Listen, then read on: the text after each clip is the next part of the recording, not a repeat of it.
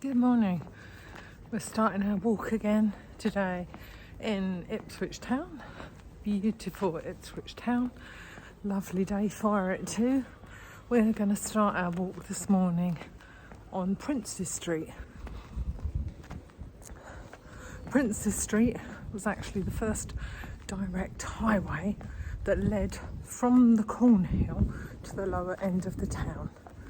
So I'm sure we're going to see lots of historic places of interest, and we'll just take it one step at a time, as we usually do. Along here is some great Victorian commercial evidence, and that's evident on both sides of Princes Street. In the times of Anglo-Saxons and the medieval period, the main access would have been through Brook Street, Lower Orwell Street and St Stephen's Lane. Princes Street is ironically named after Prince Albert. Here we are, Princes Street. Just below the street sign is a lovely blocking by a no entry sign.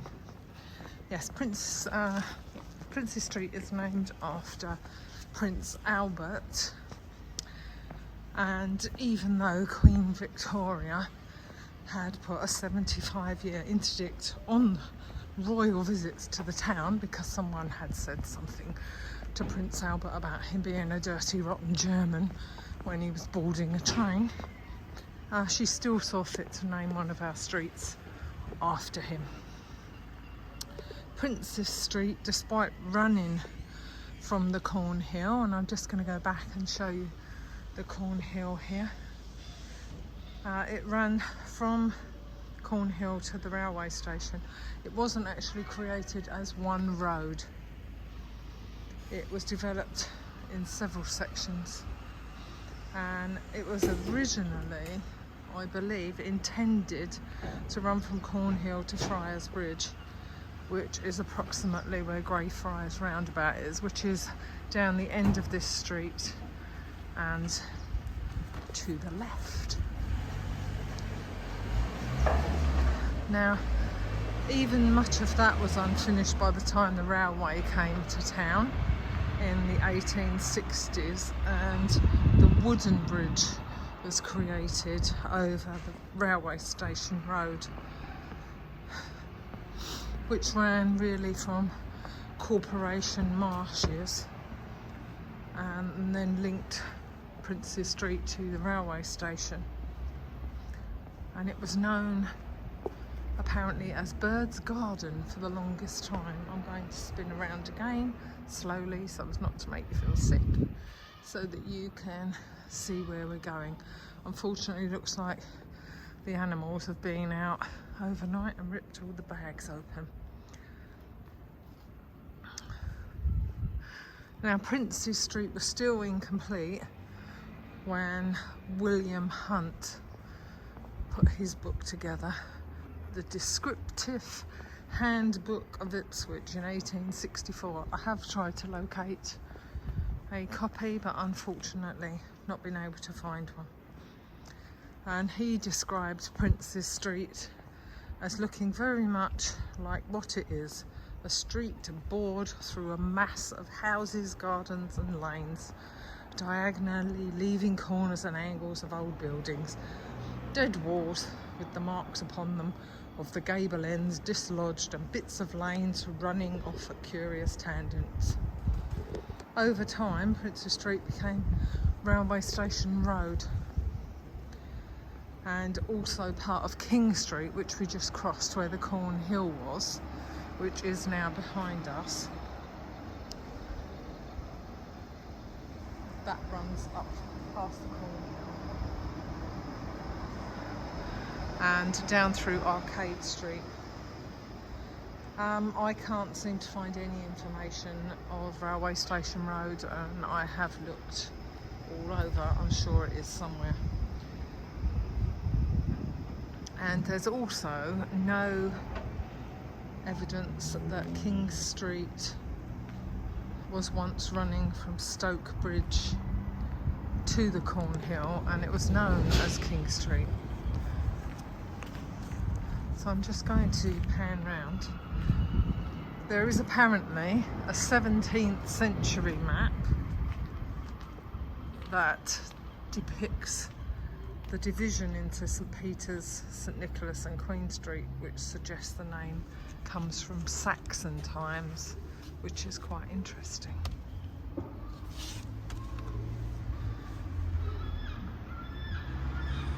Right, just panning back. Brook Street, which is now sectioned off into Upper Brook Street and Lower Brook Street, takes its name from the stream that formerly flowed down from the springs and ponds at Christchurch Park to reach Stoke Bridge, and the stream disappeared, probably because it was fed from Christchurch Mansion. A short way down here, as you can see, we're outside Coit's Gardens, and that's a name of a byway which we're going to have a quick walk through. It goes between Friars Street and Princes Street, so this is probably what he was referring to when he was saying alleyways and roads that spin off at awkward angles. And this is all that's left of the beautiful Coit's Gardens. We're just coming down and around just to the end, so you can see just how small it is. The gardens were in place initially to provide convenient spaces in built up areas, so Ipswich was even built up then, and it was produced by a Dr. Beeston in 1671. Apparently Dr. Beeston had extensive botanical knowledge. Well, when he died, he passed it on to his nephew, who renamed it Coit Gardens because his name was Dr. William Coit, and it stayed as Coit Gardens. And then when he died, his daughter just sold it off for development, and developed it has become. Lots more modern buildings in here now. I think that's probably one of the oldest buildings here, apart from maybe this.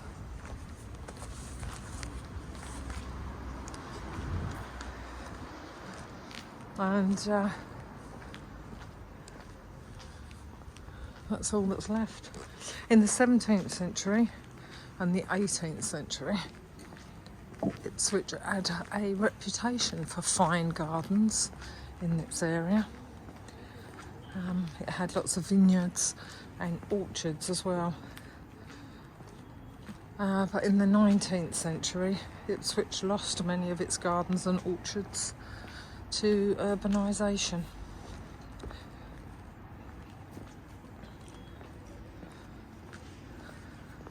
It also has a reputation for night prowlers in this area, and in 1416 there were 4 men accused of being night prowlers, and in 1422 John Salter was named a common garrulator whose evil words sowed discord among the neighbours. And Richard Joyce in 1446 was set before the Ipswich Sessions Court and accused of roaming the streets and yards, listening for secrets. So this here is the Willis building.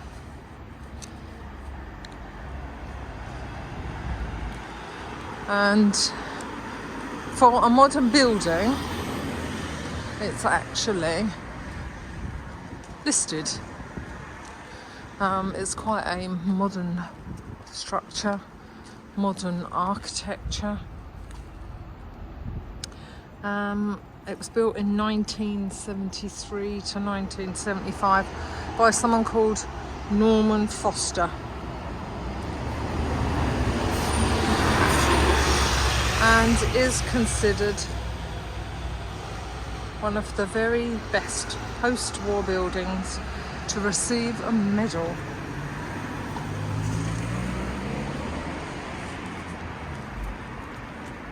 So that's something, isn't it?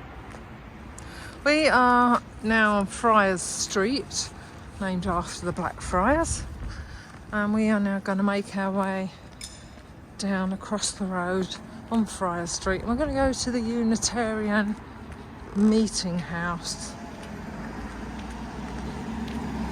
And the Unitarian meeting house was built in 1699, and it was a Presbyterian meeting place. And in 1662, an Act of Uniformity required that the Church of England religious services be conducted in accordance with the revised Book of Common Prayer. So any clergy who refused to move from their living and called a nonconformist. So this is the Unitarian meeting house. So as you can see, it sits on a really lovely garden setting, and we have a few gravestones which have been propped up against the wall. Probably this ground here, where we've got this block of flats, had more green space. Apparently there was a further law placed in 1664 that outlawed meetings of 5 or more who were not members of the same household. So reminds you very much of the COVID rules, doesn't it? Where we weren't allowed to meet unless we were in a bubble and there could only be a certain amount of people. The house was built after the Totalitarian Act of 1689, as you can see around the back. Beautiful garden here.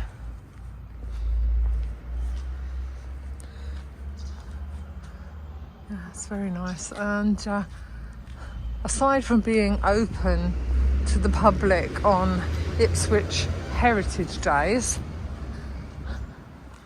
the house is also open apparently Tuesdays and Thursdays and Saturdays between May and September.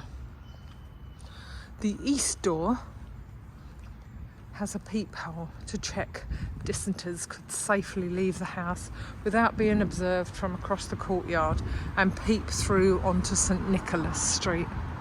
So, very interesting facts.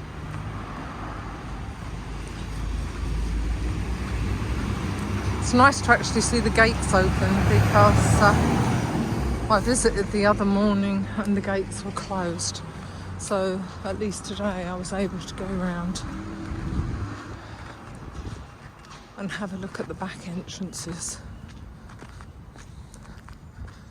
So as we can see there, Willis Towers. I've actually been inside this building, and again it was open on Ipswich Heritage Days. It's all open plan inside. You can go up onto the roof garden. Has a very nice restaurant inside, which they opened on open day. So if you are here in September, definitely worth a visit, and you get some fabulous views of Ipswich from up on that roof as well. So here is the Millennium Obelisk. I hope I'm saying that right. On each side, the 4 sides of it, they represent the millennium. They represent the 300-year anniversary of the Unitarian meeting house, the 25th anniversary of the Willis building, and the 800th anniversary of the Ipswich Charter. Now I'm going to come in so that we can see some of that on there. 800th anniversary. I'm trying to move to the side because you're getting a view of me, which is obscuring. And again, there on this. And then on this side, which isn't very visible,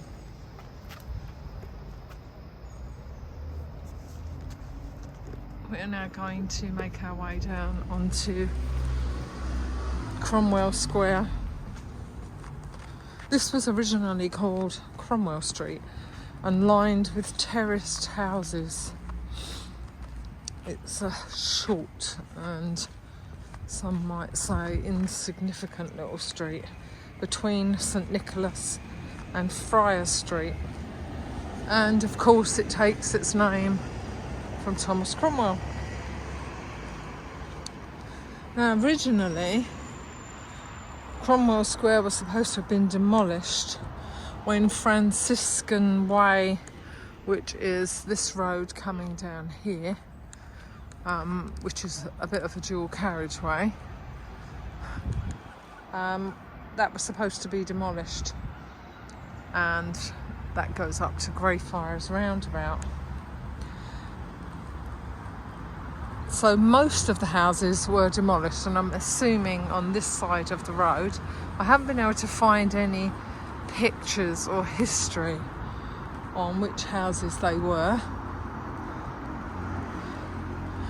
Now, they probably mirrored these houses across the way, or could have been beautiful Tudor houses. I would hope to think that they didn't pull those down. And if it wasn't for a steadfast Polish tailor who fought the compulsory purchase order, these houses probably still wouldn't be standing. So the Borough Council had to change the plans, and they turned that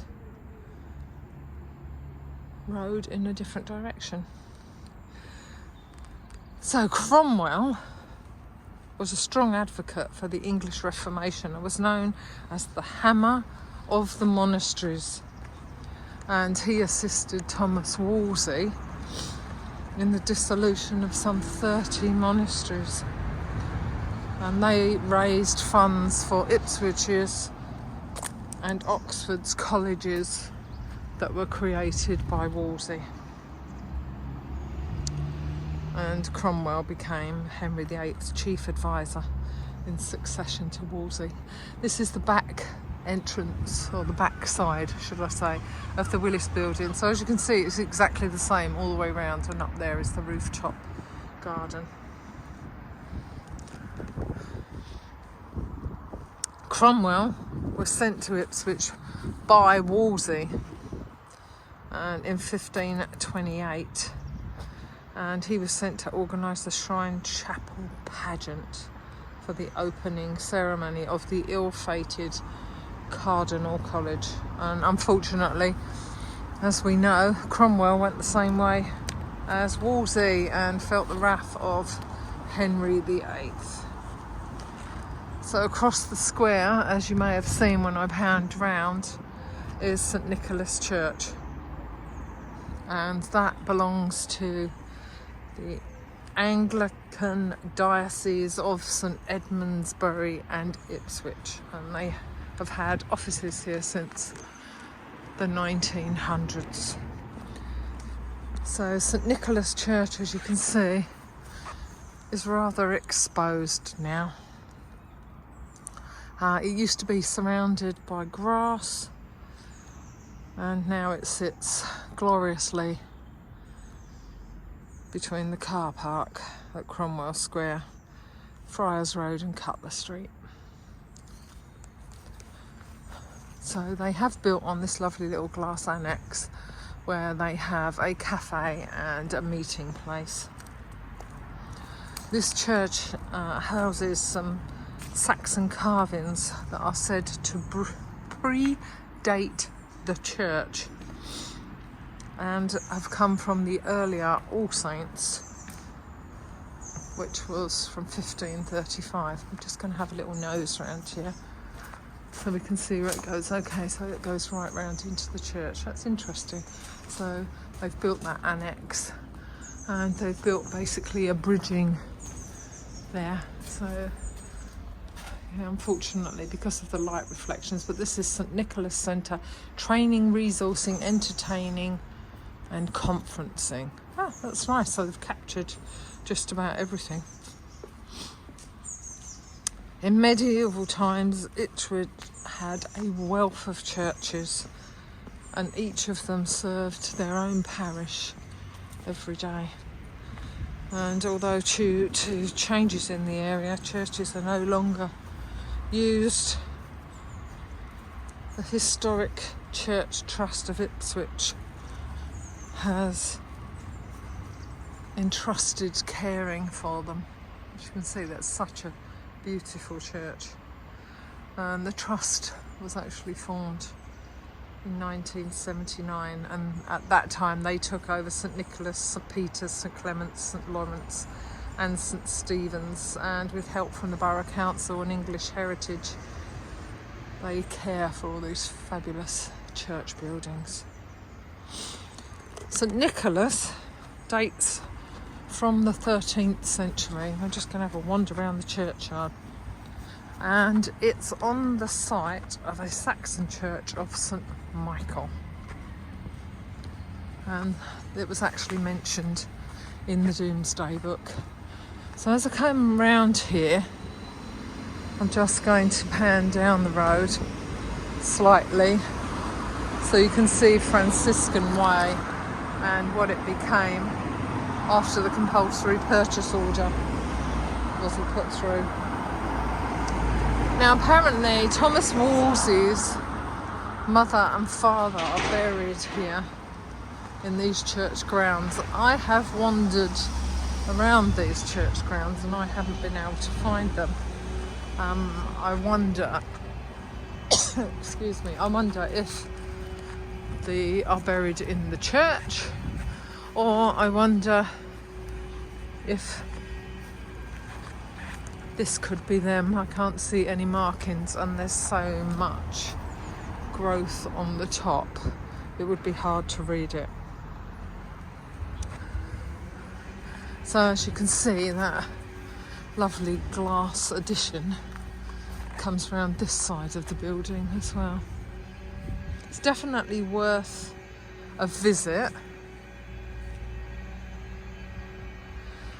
I'm told, unfortunately, the Sanctuary restaurant closed in 2020, victim of COVID, like most things. I don't know if it's open. I have messaged the church. I'm just going to zoom in and let you have a look at the detail on the top of the tower. It's absolutely fabulous. You really have to consider looking up when you go out and visit these places.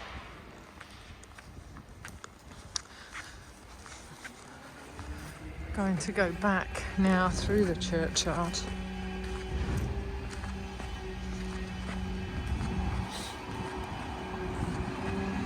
Come back onto Cromwell Square. This is another view of Franciscan Way, which takes you down to Civic Drive, which we visited on another of our walks. You can see that some of the church doors have been replaced with glass.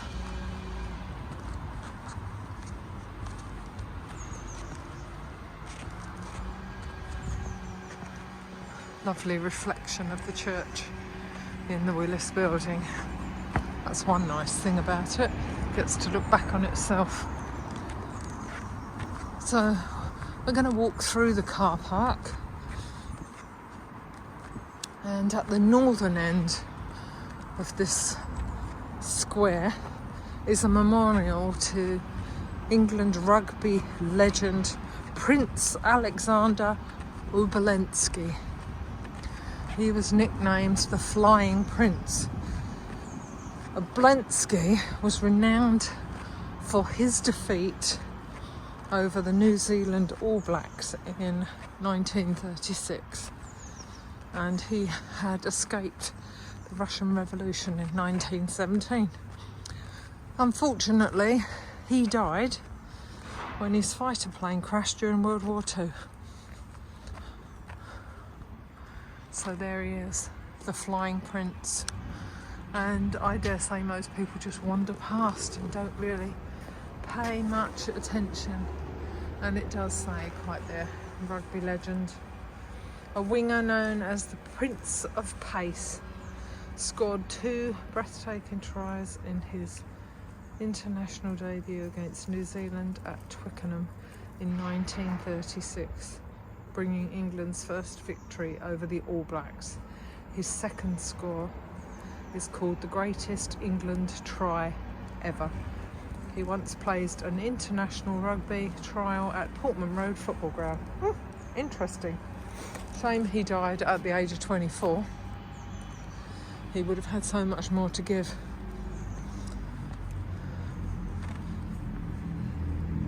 So I'm just going to wander down St Nicholas Street. You can see, look at all of these beautiful Tudor buildings. Right here is my favourite Indian restaurant. Been coming here for years.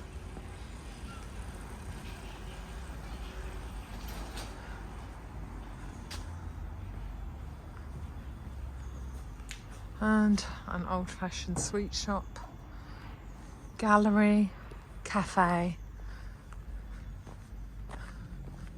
craft beer store, Thai restaurant. This was the home of Zizi, who unfortunately fell during COVID as well. Now Japanese and Korean cuisine.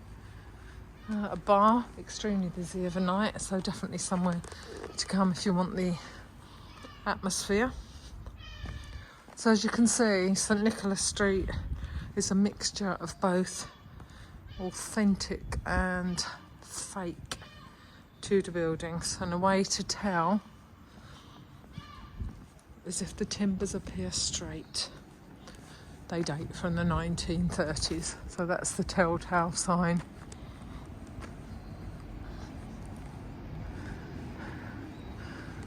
Clearly this one isn't. Now here are for number 10 and 12, which is currently home to the Ipswich Mortgage Centre. That definitely has some old Ipswich timbers.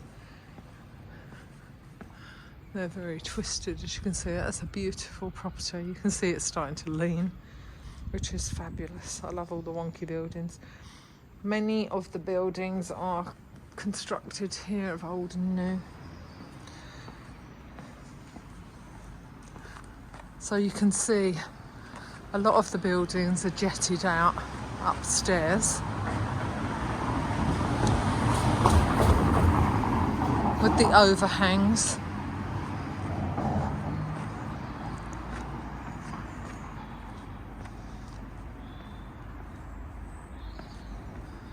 And it has been known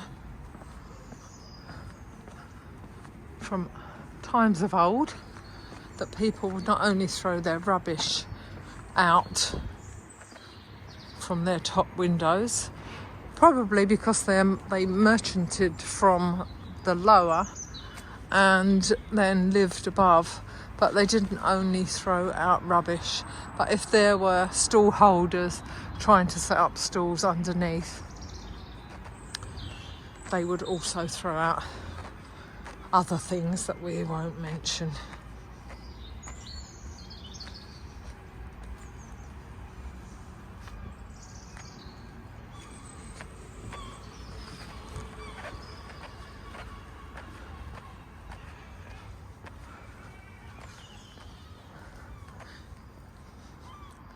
So here at number 41, I don't think that building's being used because that window was open 2 days ago when I came by.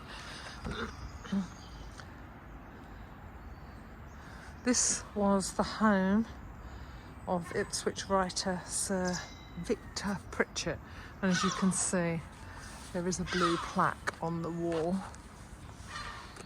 And he was born here in the 1900s. I'm just going to come into the blue plaque so that you can see that.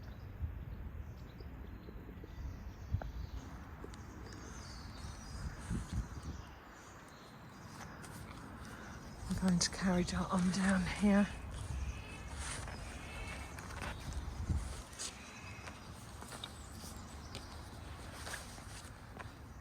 Now, right, that's the corner of St Nicholas and Cutler Street, which is coming up on our right. This road actually commemorates the Cutler family, and they were of St Nicholas Parish,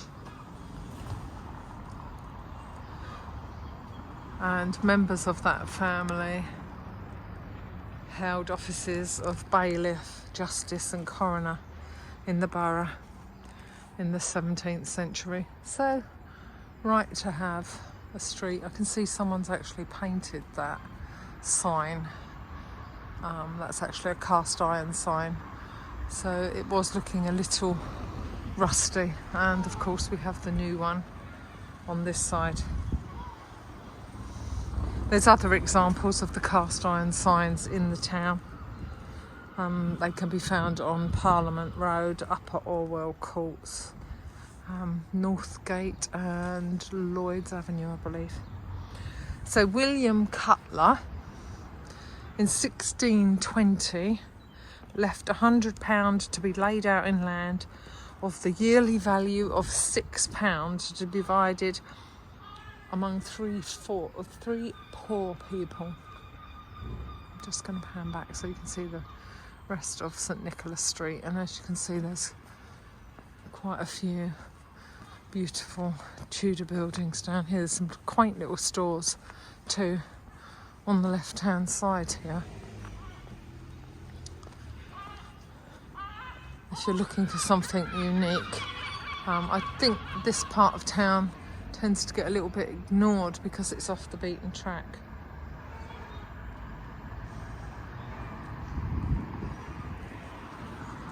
So on the left hand side here, where we meet the corner of St Peter's Street, so you can see another road sign up there, the complement of the old and the new.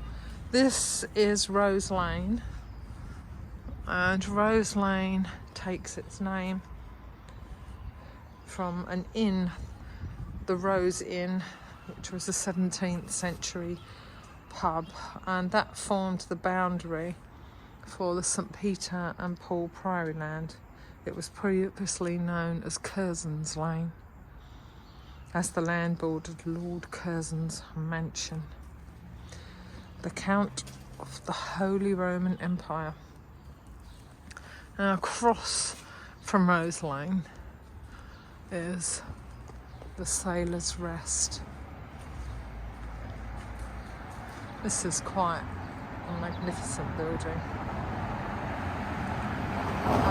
It has been said it has been listed as a pub, and it's also been listed as a cafe for seamen.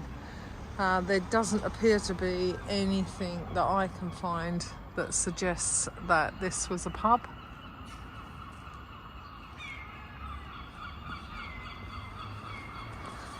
It was built, as you can see, in the 1700s.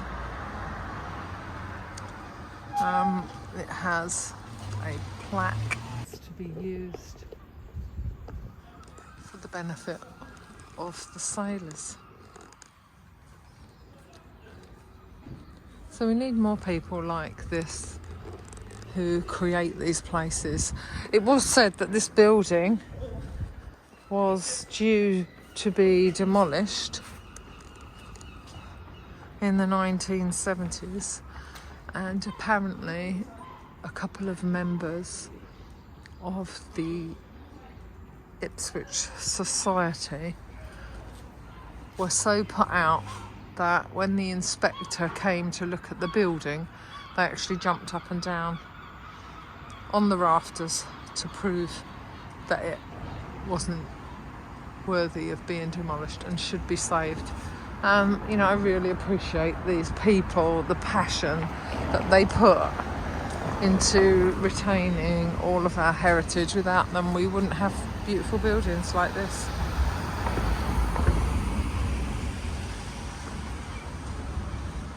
So St Peter's Street, the buildings, as you can see down here on the left, are mainly timber, just because there was so little stone available for building. And unfortunately all the buildings on the other side of the road were demolished to make way for road widening, and I'm surprised that this is the width of the road, so it could have been terribly small at the time. There's lots of Tudor buildings in Ipswich that have courtyard gardens.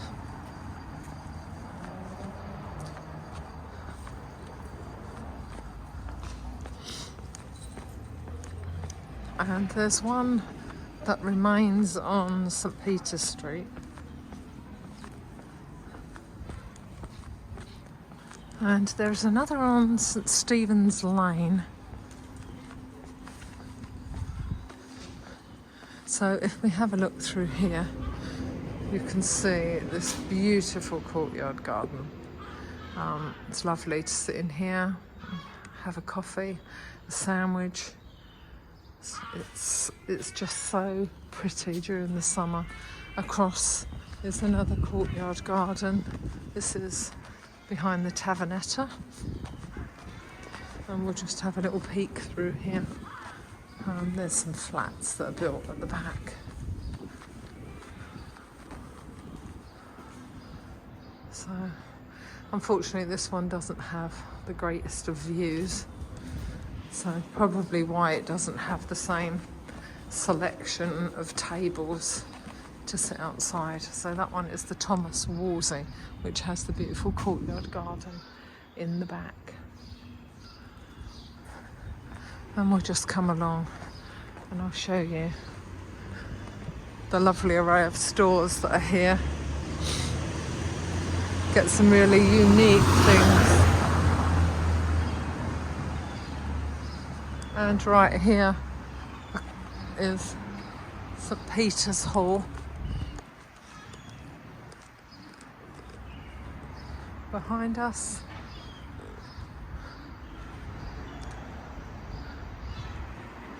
And this leads right down to St Peter's Church, which we will visit when we do a church walk.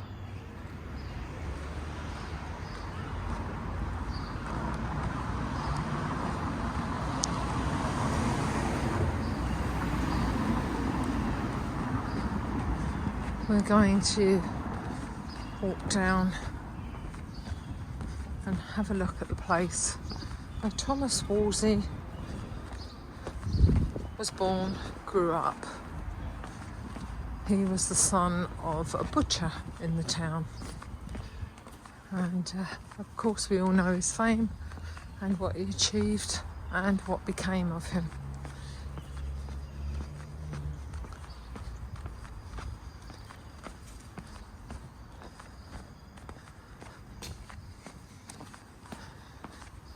So Thomas Wolsey, right here.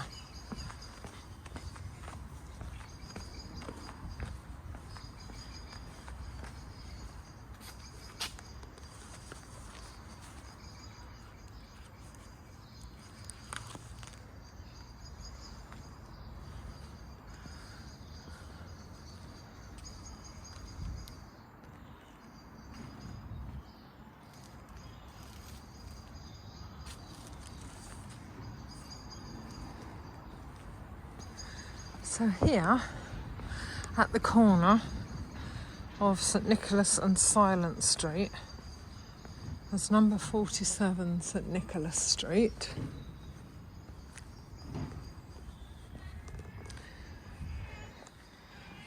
This is another grand example of a fine Tudor building. This building has quite a story.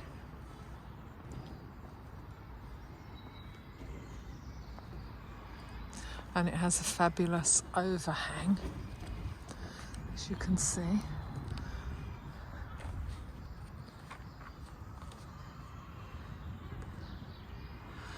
There were visits here from Henry VIII and Catherine of Aragon, and of course Thomas Cromwell. And this area here is associated with the royal circles.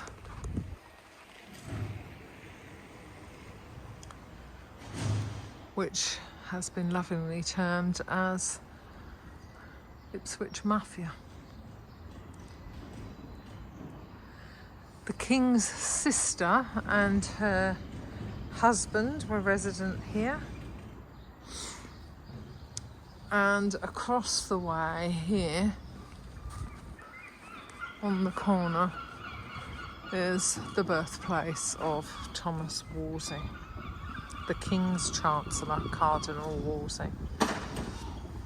Now, the King is said to have stayed here at Curzon's Lodge when he visited, and other famous Ipswich residents were the Wingfields, the Harmons, and of course Lord Curzon. And Lord Curzon built his residence on Silent Street. We can see the sign just there above the building. This it's nice to see that this is actually let again. And here in the window they actually have a notice about Silent Street, a little bit of history inside the window, and a replica of the house and pictures as it was back in the day.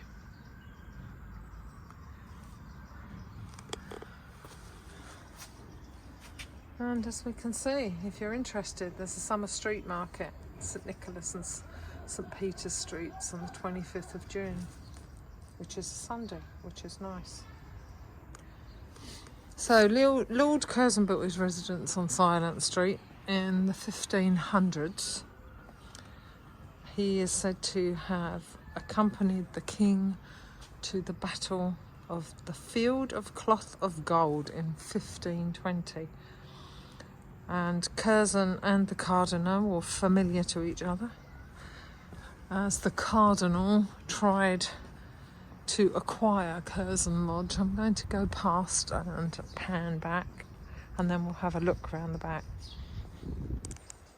Curzon actually was asked for a 3-year grace period before he would let Wolsey live here, by which time poor Wolsey had fallen out of favour with the king, and his college dreams died with him. But then Lord Curzon wasn't all above board himself. He was actually sent to the Tower of London, accused of treachery against the king. So this is the rear of the building. But he managed to escape with his head intact. So they have a bit of scaffolding up at the back. I don't know if they're actually doing any work or what they're intending to do. So when Curzon eventually did die, he was buried in Greyfriars Priory, and he apparently had a magnificent tomb, but that wasn't the end. And just to interrupt what I'm saying, here is another merchant's house.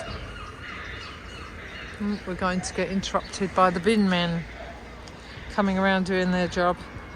So,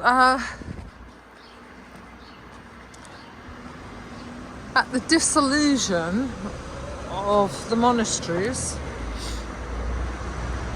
Curzon's tomb was removed and it was placed in St. Peter's, and unfortunately it's now lost. So Kersey didn't really escape the wrath of King Henry VIII because it came back and bit him. So all the remains of Lord Curzon is Curzon Lodge, which is on the corner.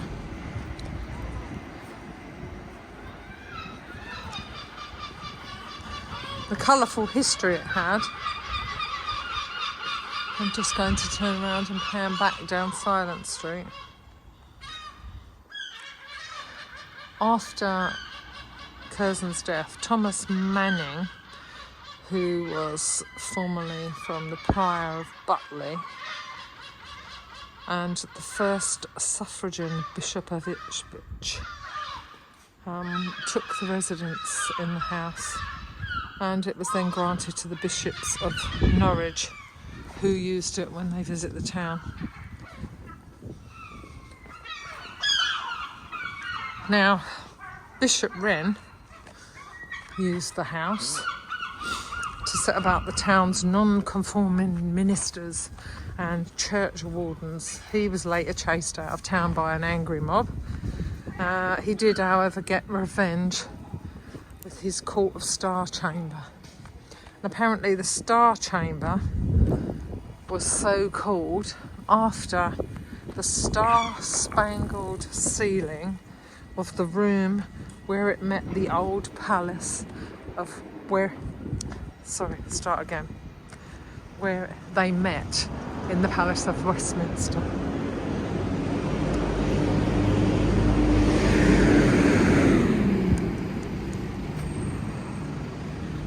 Bishop Wren, just going to have a seat here.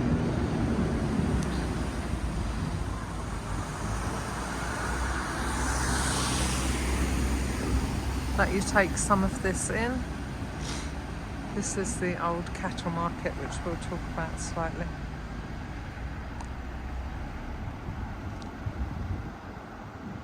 So the Star Chamber was a judicial arm of the King's Council. It became a separate court of law after 1485, and it was abolished in 1641.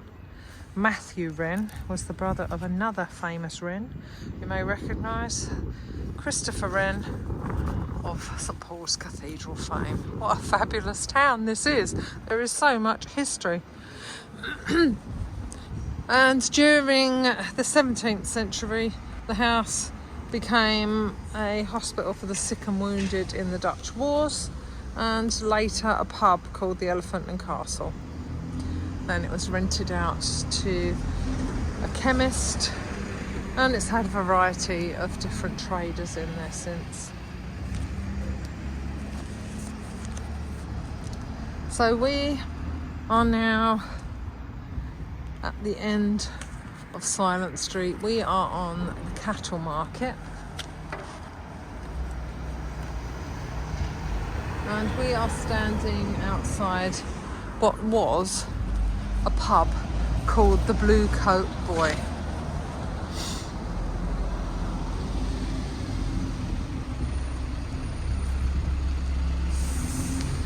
This open square near the bus station was a cattle market for over 40 years. It opened in 1810 as the Cattle and Provisions Market, and it was brought to the attention of the bailiffs that something could incite mischief in people. So the Blue Coat Boy, which also incorporates Coachman's Court, which is just there, was a pub that was built in 1620, and it was extended in the 18th and 20th century. And this is also now a Grade 2 listed building was being used as retail outlets, then it was being used as offices, and it looks like it was opened as some form of club called Eden, which has now since moved on. It was a really popular venue for US servicemen during World War II, but only black servicemen were allowed inside. A history of the Blue Coat Boy. A Blue Coat Boy is a scholar at a charity school, of which Cardinal Wolsey's College of St Mary in Ipswich would have been. Apparently there's another Blue Coat school on Worsted Street and Vernon Road, and that was close to St Peter's Workhouse. And that was the Great Whip Warehouse. Warehouse.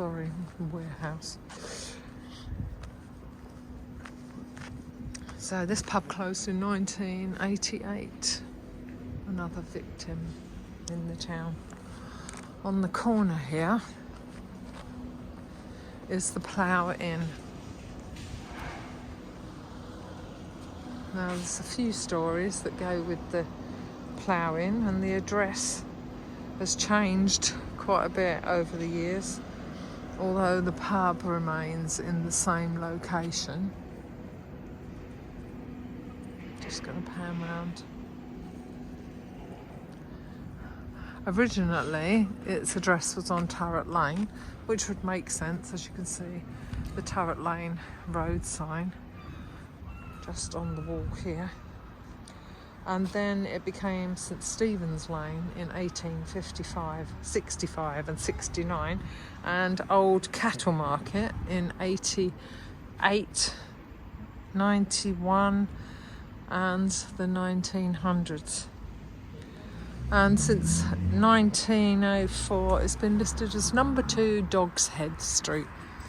And here we are. This is Dog's Head Street, which is directly opposite the Plough Inn. I'm going to cross over and let's see the building from here.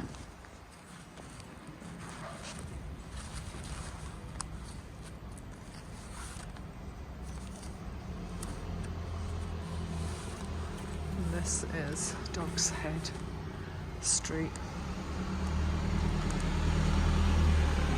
At one time, I believe this pub had 3 bars and a function room. It is now listed on the Borough Council's architectural interest list.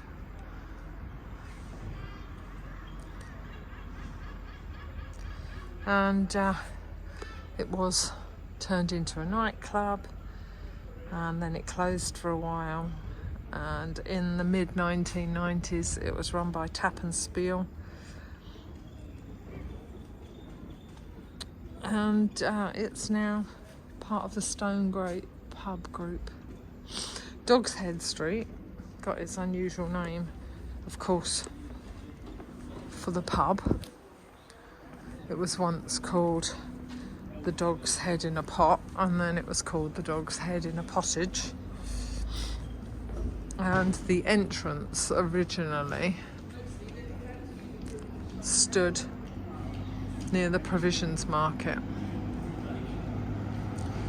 and that operated from December 1910,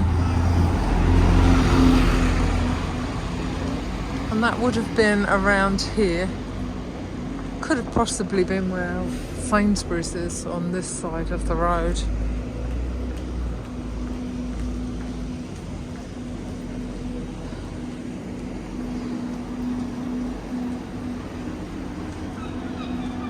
And as most things, we have unusual names here.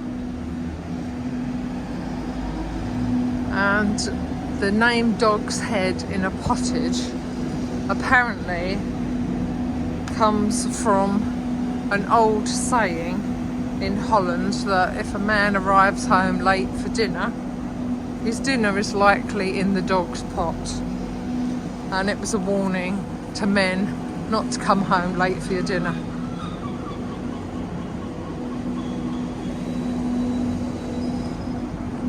So we are going to end our walk here, and I'll just do one more pan around. Old cattle market, no more.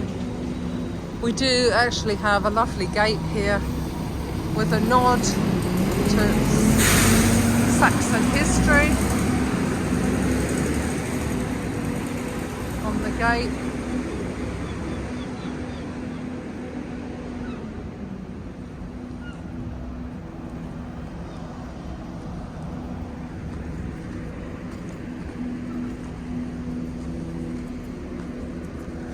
If when wandering around the town, I haven't seen any myself, if I do see them, I will of course point them out. You may see the letters FLS, and this is the Freehold Land Society, and this was a group of people that formed a society for lower and middle working class residents who could pool their money to buy property. We're going to get sandwiched in by the delivery man.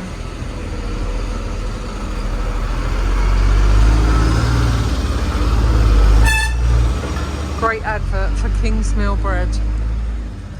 This building has an interesting history which we'll go into on another walk, and this also has a beautiful courtyard garden. I have been in here many times on an Ipswich open day, so September is definitely a time to come if you want to visit Ipswich. Now that sun on the wall there is apparently because this was at one time called the Sun Inn, and it was a nod to royalty who visited the town. And you'll also see that sun sign on the Ipswich flag.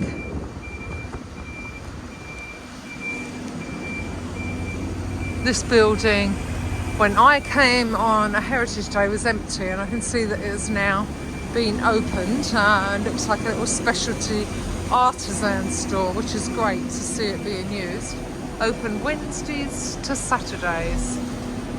So if you're looking for something special or in particular, this would probably be a great place to come. There have been some interesting pottery finds during excavation in this building, and there was also a skeleton found here which they believe may have belonged to part of the churchyard. You can also see the rear of the building there as it pans back over. It's fabulous how it's just so wonky, but it's original and I love it. Hi, this is Terry. Thank you for joining me on this historic Ipswich walk. It was great to have you along. If you enjoyed this walk, please give it a like or subscribe. This way you'll be informed of any new walks that are posted. I hope you'll join me again soon, and I look forward to seeing you there.